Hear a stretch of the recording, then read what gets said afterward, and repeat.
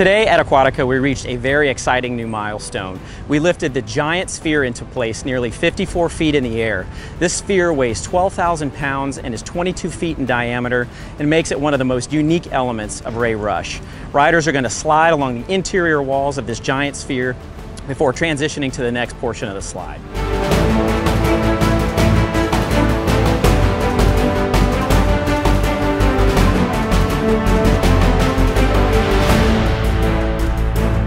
What really makes Ray Rush unique are these 3-in-1 elements that combine into one ride experience. And the first element is really a Master Blaster feature that'll give that sudden feeling of acceleration as riders leave the start of the tower, and then they'll transition down the slide into this giant sphere, and the riders will twist and turn along the interior walls of this sphere before they transition into the next section of slide and leading towards the third unique element, which is a manta-shaped open-air half pipe.